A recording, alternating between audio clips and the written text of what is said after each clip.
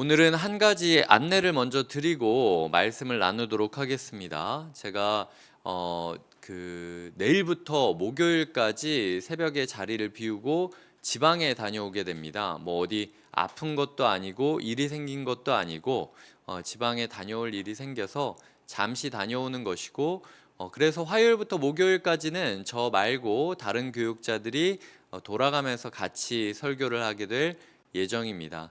주보를 보시면은 뭐 일정이 나와 있기는 한데요. 내일부터 목요일까지 또 그분들이 안내를 또 드릴 거기 때문에 편안하게, 별일 없으니까 걱정하지 마시고 일상에 집중하시고 말씀에 집중하시면 될 것 같습니다.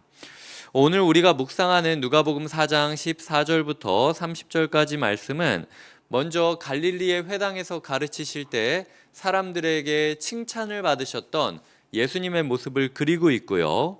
그 다음에 반대로 16절부터 30절까지는 이 본인이 잘하셨던 나사렛에 이르사 똑같이 말씀을 가르치셨는데도 정반대의 반응을 맞이하게 되는 모습. 그리하여 사람들이 말씀을 듣고 크게 화가 나서 예수님을 산 낭떠러지에서 떠밀려고 했죠. 근데 예수님께서 그들 가운데로 지나서 가셨다라고 하는 구절을 함께 묵상하도록 하겠습니다. 크게 오늘 저는 한 세네 가지 말씀을 묵상하게 되었는데요. 먼저 15절과 28절부터 29절까지를 묵상하며 평판이라는 게 참 덧없구나라는 생각을 하게 됩니다. 우리는 누군가가 우리를 긍정적으로 평가하면 우리의 인생이 뭔가 있는 것 같이 느끼고, 누군가가 나를 부정적으로 평가하면 여태까지 내가 해왔던 모든 것이 다 무너진 것 같다라는 좌절감을 느끼게 되곤 합니다. 하지만 예수님께서는 변한 게 하나도 없었어요. 그냥 지역을 바꾼 것이고 사람을 바꾼 것입니다. 어쩌면 예수님을 더 오랫동안 알아왔던 그 사람들이야말로 예수님을 도와줘야 되고 예수님을 인정해야 되는 상황이었습니다. 기대치는 나사렛이 더 높았다라는 거예요. 그럼에도 불구하고 그 안에서 나를 가까이 아는 사람들이 오히려 나를 더 죽이려고 하는 모습을 보았다. 사람의 평판에 대해 크게 기대할 것도 없고요. 사람의 평판에 대해 지나치게 의존할 필요도 없습니다. 하나님 앞에서 우리가 바르게 서 있다면 사람들의 평가는 이럴 때도 있고 저럴 때도 있는 것이죠. 오늘 우리의 마음 가운데 누가 나에 대해서 이렇게 얘기한다더라, 누가 나를 이렇게 생각하는 것 같은데? 라는 이야기를 듣거나 느낌이 들거나 아니면 상황을 마주하신다 할지라도 사람들의 평가에 너무 흔들리지 않으셨으면 좋겠어요. 그런 우리에게 예수님께서 나도 정말 말도 안 되는 얘기까지 들었어 라고 이야기하시는 게 우리의 예수님이라는 것이죠. 평판이라는 것은 있다가도 없고 또 없다가도 있을 수밖에 없습니다. 너무 사람들의 이야기에 우리가 마음이 흔들리지 않는 하루가 되었으면 좋겠고요. 21절에 보면 예수님께서 이사야의 말씀을 인용하시면서 이 글이 오늘 너희 귀에 응하였느니라 말씀하십니다. 오늘 너희 귀에 응하였다. 예수님께서는 말씀을 우리에게 현재형으로 만들어 주시는 분이십니다. 이전에 우리가 들었던 과거의 말씀을 과거의 말씀으로 끝내는 것이 아니라 오늘 이 자리에서 이루어 주시는 그분이 예수님인 걸 믿어야 된다라는 것이죠. 이 말씀은 우리에게도 해당합니다. 주님의 성령이 우리에게 임하실 것입니다. 가난한 자에게 복음이 전해질 것입니다. 예수님이 우리에게 보냄받을 것입니다. 포로된 우리가 자유를 얻게 될 것입니다. 눈먼 우리가 다시 말씀을 보게 되고 시대를 보게 될 것이고, 눌린 우리가 자유를 얻게 되고, 그리하여 우리가 주의 은혜를 예수님과 함께 전하며 로마로 가는 길을 열게 될 것입니다. 누가복음은 누가복음과 사도행전이 원래 같은 책입니다. 누가복음과 사도행전이 너무 길기 때문에 두 개의 파피루스로 형성되었고, 그래서 그냥 이름을 누가복음 사도행전이라고 지은 것이지 원래는 하나의 이야기였다라는 거예요. 예수님께서 처음 사역을 시작하셨고 바울이 그 사역의 바통을 이어받으며 마지막에 로마에서도 증언하여야 하리라 사명을 받았던 것은 지금 이 말씀이 바울에게도 응답이 된 상태였다라는 것이죠. 그 말씀이 이제 우리에게도 오늘 응답될 것입니다. 하나님, 과거의 말씀이 과거로 끝나는 것이 아니라 오늘 나의 삶에도 응답되게 하여 주시옵소서라고 기도하는 것이 우리가 말씀을 받는 태도라는 것이죠. 하나님의 말씀이 과거의 사건이 아니라 현재형이 되게 하여 주시옵소서. 오늘 이 자리에서 나에게도 약속하시고 나에게도 응답하시는 그런 말씀이 되게 해달라는 것, 그것이 우리에게 주시는 하나님의 말씀이라는 것입니다. 22절입니다. 그들이 다 그를 증언하고 그 입으로 나오는 바 은혜로운 말을 놀랍게 여겨 이르되 이 사람이 요셉의 아들이 아니냐. 여기서 나오는 증언이라는 말은 사실 긍정적인 말은 아닙니다. 우리가 생각하는 증언은 뭔가 복음을 전하는 걸로 느껴질 수 있겠지만 증언이라는 것은 어쨌든 재판장 앞에서 자기가 경험했던 거를 얘기하는 게 증언이지 않습니까? 이 사람들의 증언은요, 예수가 별거 아니었다. 내가 과자 사주던 애야. 내가 밥 사주던 애야. 근데 어떻게 제가 저런 말해? 이런 식으로 예수님을 자기의 과거의 경험에, 자기의 과거의 사건에 제안하고 있다라는 거죠. 하나님께서 분명히 오늘 이 말씀이 응하여질 것이다. 당시 사람들에게 말씀하셨고 마치 예수님을 어렸을 때부터 알아왔던 나사렛 사람 같이 오래전부터 하나님 말씀을 들어왔지만 예수님이 예수님이라는 사실을 인정하지 못하고 아직 실감하지 못하는 우리에게도 예수님이 이 말씀이 오늘 너희에게도 임하였다라고 이야기하는데 우리 또한 과거의 경험, 과거의 판단, 과거에 은혜 받았던 기억 이런 거에 얽매여서 판단을 제한하면 안 된다라는 거죠. 옛날에 은혜 받았던 적이 있는데 아침 먹고 나니까 금방 날아가더라. 뭔가 있을 것 같은 하루였는데 별거 없는 하루로 지나갈 때도 있더라. 이런 식으로 우리가 과거의 어떤 부정적인 아니면 뭔가 말씀을 받아들이기 어려운 과거의 사건들로 예수님을 자꾸 제한하려고 하면은 예수님이 능력을 발휘하지 않으시고 오히려 떠나는 모습을 그린다라는 거죠. 예수님이 우리가 기대해야만 꼭 기적을 행하시는 건 아니지만요, 인격적이신 분이기 때문에 기대하지도 않는 사람에게 기적을 행하시는 일은 거의 없습니다. 그렇기 때문에 우리의 마음 가운데 이 간절함과 기대함을 가지고 예수님을 붙잡는 게 필요해요. 예수님께서 적어도 수많은 큐티 말씀 중에서 오늘 이 말씀을 우리에게 주시고 네가 들었던 그 말씀이 오늘 너에게 이루어질 것이다. 이 독립을 꿈꾸던 이 로마 치하에 있었던 사람들이 얼마나 하나님께서 우리를 해방해 주실 것을 기도했겠습니까? 그런 기도 제목을 예수님께서 오늘 응답했다라고 한다면 박수치고 감사하고 그런 민족적인 영웅이 우리 마을에서 나왔다라는 것을 플랜카드라도 걸었어야 돼요. 그럼에도 불구하고 그 사람들은 예수를 뻔하게 여겼기 때문에 지금 예수를 받아들이지 못하고 있는 것입니다. 우리의 오랫동안 믿어왔던 신앙생활이 우리를 뻔하게 만들고 있지는 않는가? 우리에게 예수가 정말 기대와 간절함을 주는 분인가 돌아보시면서 우리의 마음 가운데 주님, 제가 주님을 제한하지 않겠습니다. 주님, 제가 주님을 제 생각의 틀에 가두지 않겠습니다 라고 고백하는 것이 필요하다라는 것이죠. 마지막으로 30절입니다. 예수께서 그들 가운데로 지나서 가시니라 라고 이야기하고 있습니다. 당시 사람들에게 왜 이렇게 격렬한 반응이 일어났느냐?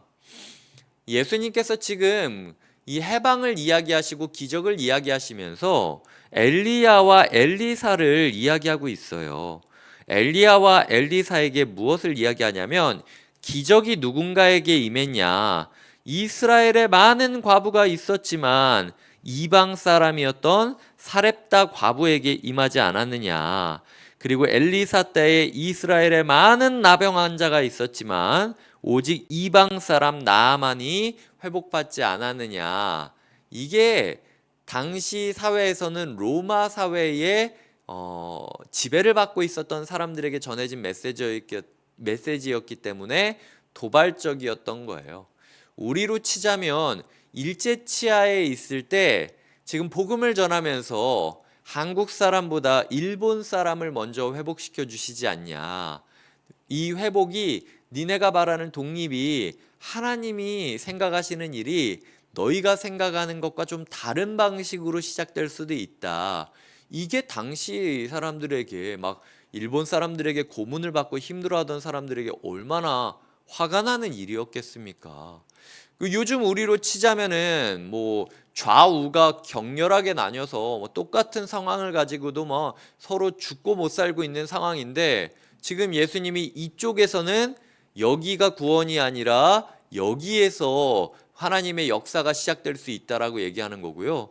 이쪽에서는 여기서 구원이 일어나는 게 아니라 네가 진짜 싫어하는 저 사람에게서 하나님의 회복이 시작될 수도 있다. 막 진짜 뭐 죽여야 된다, 살려야 된다, 뭐 다 물러나게 해야 된다, 말아야 된다, 뭐 이렇게 얘기하고 있는 이 한국의 정치 상황 가운데서 양쪽에서 돌맞기 딱 좋은 게 지금 예수님의 모습이에요. 그러니까 뭐 어렸을 때부터 예수님 본 사람들이 얼마나 화가 났겠습니까? 뭐 네가 우리 사정을 모르는 것도 아니고 우리 마음을 뻔히 알면서도 지금 어떻게 이런 얘기를 할 수 있냐? 미친 거 아니냐라고 생각을 해서 차라리 그냥 낭떠러지에서 밀어버리려고 할 정도로 뭐 엄청나게 격렬한 상황들이 벌어지고 있다라는 것이죠. 그럼에도 예수님은 그들 가운데로 지나가셨다라는 거예요. 이게 도대체 어떻게 일어났는지 상상도 안 됩니다, 저는.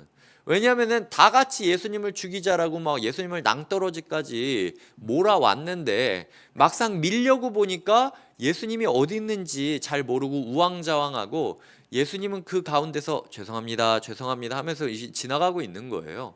말도 안 되는 상황인 거죠. 하지만 그럼에도 불구하고 예수님은 의연하게 자기의 갈 길을 가셨고 하나님은 그런 예수님을 지켜주셨다라는 것입니다. 우리의 삶 가운데 지금 이 로마 지배 안에서 정치적으로 격렬하게 나뉘어져 있어서 누군가는 친로마, 누군가는 반로마의 투쟁을 하며 나뉘어 싸우고 있었던 이런 일상들 가운데 예수님께서 자기의 해야 할 말을 의연하게 하셨고 하지만 그럼에도 불구하고 가야 할 길을 의연하게 걸어가셨고 하나님께서는 그런 예수님을 지키셨다라는 것을 기억하셔야 됩니다. 정치적인 판단을 내리는 것은 굉장히 필요합니다. 저 또한 정치적인 판단을 가지고 이 시국을 보고 있고 하나님께 이 시대를 놓고 기도하고 있습니다. 제가 말씀을 통하여 배웠던 한 영혼의 가치, 그리고 정직이 살아야 된다라는 가치, 하나님께서 원하시는 의와 화평과 희락의 나라가 임해야 된다는 가치하에 저 또한 이 나라를 놓고 기도하고 있고 하나님의 의가 세워지기를 정확한 기도 제목을 가지고 기도하고 있습니다. 하지만 그럼에도 불구하고 제가 알고 있는 건 하나님의 나라는 좌에 있는 것도 아니고 우에 있는 것도 아니라는 거예요. 예수님의 공동체에는 누구보다 우에 있었던 세리도 있었고 좌에 있었던 열심당원도 있었습니다. 하지만 동시에 아이러니하게도 예수님께서는 좌와 우가 함께 힘을 합쳐서 예수님을 죽이는 모습, 로마와 그 로마를 죽도록 싫어했던 이스라엘 사람들이 함께 힘을 모아서 예수님을 죽였다라는 것, 이것이 예수님이 보여주시는 공동체의 진짜 모습이에요. 진영 논리에 휘둘리지 말고 우리는 복음을 들고 가야 할 길을 가야 하면 되는 겁니다. 그럼 그때 양쪽 모두에게서 욕을 먹고 절벽으로 떨어지는 위험을 겪는다 할지라도 하나님께서 우리를 지켜주시고 가야 할 길로 계속 가게 해주실 것이라는 게 지금 주님께서 우리에게 주시는 교훈이라는 것이죠. 예수님조차도 분노할 수 있는 상황이었습니다. 어떻게 우리 마을에서 이럴 수 있냐? 내가 30년 동안 기다리면서 이제야 사역을 시작하는데 나 좀 도와주면 안 되겠나 얘기할 수 있어요. 하지만 예수님께서는 분노하지 않으셨습니다. 그냥 걸어가셨죠.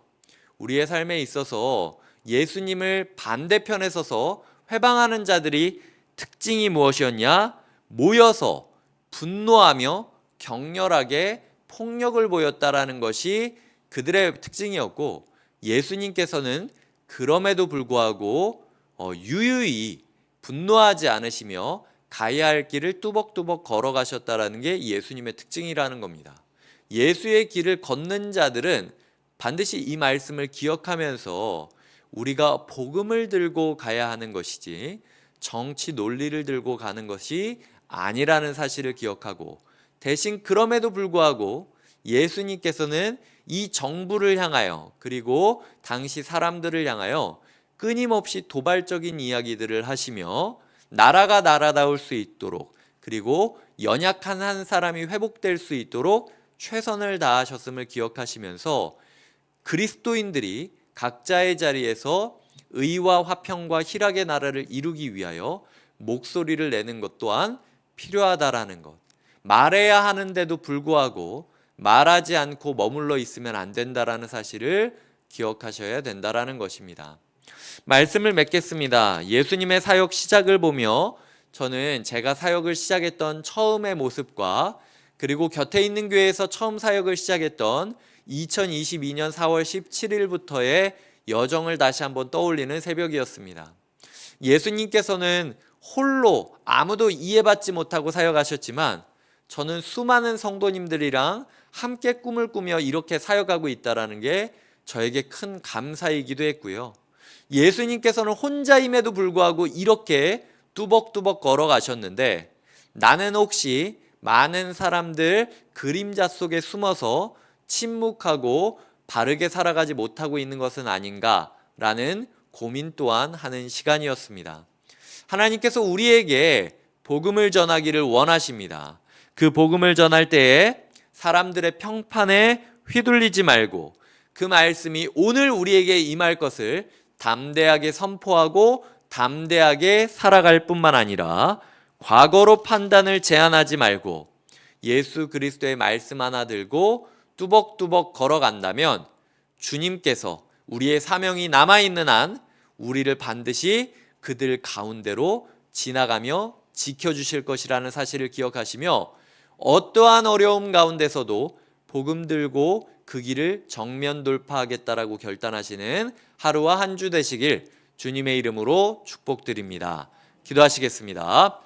하나님 아버지, 예수님의 사역의 시작을 기억하며 우리를 돌아봅니다. 우리의 마음이 주님께로 향하고 우리의 걸음이 주님을 따르게 하여 주시옵소서. 우리 또한 복음의 은혜의 복음을 들고 의연히 걸어가기를 바라며 예수님의 이름으로 기도드립니다. 아멘.